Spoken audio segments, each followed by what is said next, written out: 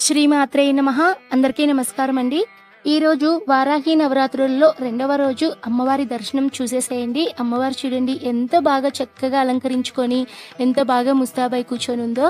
అమ్మవారికి సేవ చేయడం అనేది ఏ జన్మలో చేసుకున్నటువంటి పుణ్యమో ఏమోనండి. ఈ జన్మలో అయితే నేనైతే అమ్మవారికి బాగా సేవలను చేసుకుంటున్నాను.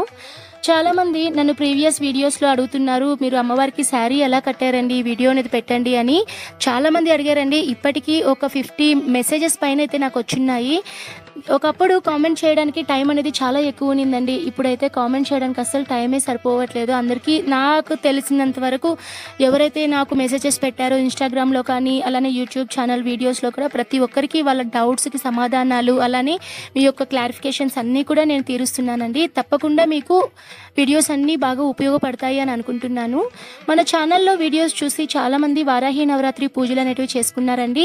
ఎవరైనా సరే మీ ఇంట్లో కనుక పూజ చేసుకొని ఉంటే ఆ ఫోటోస్ అనేటివి నా ఇన్‌స్టాగ్రామ్ ఐడీకి అయితే పెట్టండి. నా ఇన్‌స్టాగ్రామ్ ఐడీ వచ్చేసి శివసుప్రియ వ్లాగ్స్ అండి. మీరు సెర్చ్ చేయగానే ఆటోమేటిక్‌గా మనది టాప్‌లోనే ఫస్ట్ వచ్చేస్తుంది. ఎవరైనా సరే పూజ చేస్తుంటే మీరు ఫోటోస్ అనేటివి అక్కడ పంపించండి. నాకు కూడా తృప్తిగా ఉంటుంది కదా! నా వీడియోస్ చూసి మీరు పూజ చేసుకున్నారు అంటే నాకు చాలా సంతోషంగా ఉంటుంది కదా అండి. మరైతే ఇంకా ఈరోజు అమ్మవారికైతే ఉదయాన్నైతే నార్మల్‌గా నేను పూజ అనేది చేసేసుకున్నానండి.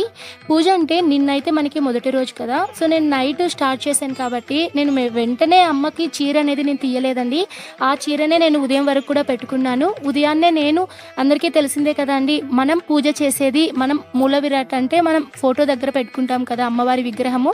ఆ అమ్మకైతే నేను పూజలు అనేటివి చేసుకుంటున్నానండి. ఉదయాన్నైతే నేను ఈరోజు 3 గంటలకు లేసి ఇంకా అమ్మవారికి మంత్రాలన్నీ చదువుకొని లేసేసరికి 7 అయితే అయిపోయిందండి. సూర్యోదయం కూడా అయిపోయింది. హారతి ఇచ్చే టైంకి అయితే సూర్యుడు కూడా వచ్చేసారండి. సో, ఇంకా పూజ అంతా చేసుకొని ఇంకా అమ్మకి అలంకరణ అయితే నేను అలానే ఉంచేశాను. అలానే పొద్దునే ఉదయాన్నే నైవేద్యం చేసుకొని అమ్మకి మళ్ళీ షోడశోపచార పూజ చెయ్యొచ్చా చెయ్యకూడదా అని నన్ను చాలామంది అడిగారండి. మీ ఇష్టం అండి. మీరు ఒకవేళ షోడశోపచార పూజ మళ్ళీ అంటే అమ్మవారిని మళ్ళీ కూర్చోపెట్టి ఉపచారాలన్నీ చేసి మళ్ళీ అమ్మవారికి పూజలు అనేటివి కూడా చేసుకోవచ్చు. లేదు అంటే మీరు ఫస్ట్ డేనే షోడశోపచార పూజ చేసేసి ఉంటారు కదా! సో, మళ్ళీ మీరు ఏం చేయాల్సిన అంటే మేము చేయలేమండి, అన్ని మంత్రాలు మేము చదవలేము అనుకున్నప్పుడు మీరు నార్మల్‌గానే అమ్మవారి దగ్గర దీపం వెలిగించి అష్టోత్తర శతనామావళి మంత్రాలు చదువుకుంటే సరిపోతుందండి. రాత్రైతే అమ్మవారికి చక్కగా అలంకరణ చేసి అమ్మవారికి పూజ అనేది చేసుకున్నానండి. ఇంట్లో మొత్తం ధూపం అనేది వేసుకొని అమ్మవారికి సంబంధించిన అష్టోత్తరాలన్నీ కూడా చదువుకొని పూజ అనేది చేసుకున్నాను.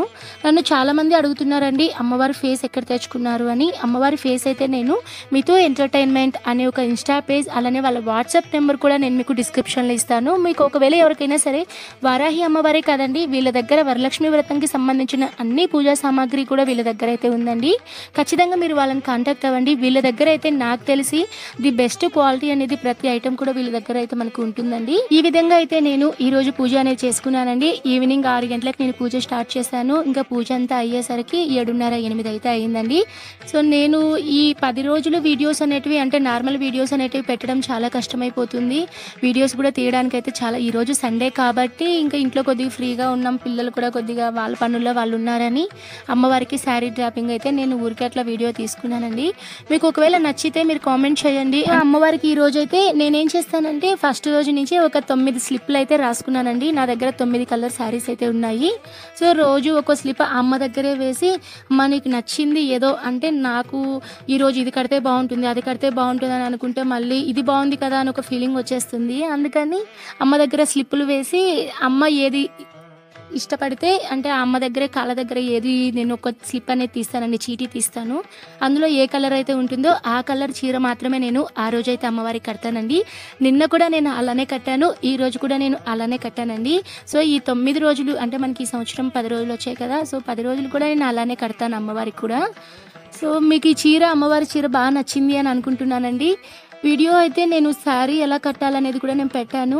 వారాహి అమ్మవారే కదండి, మనకి వరలక్ష్మి వ్రతం కానీ, నవరాత్రులు చేసేవాళ్ళు కానివ్వండి, ఏ అమ్మవారినైనా సరే మీరు ఇంట్లో కూర్చోపెట్టుకొని చేసుకోవాలంటే ఆ విధంగా కూడా మీరు చీర అనేది కట్టుకోవచ్చండి అమ్మవారికి.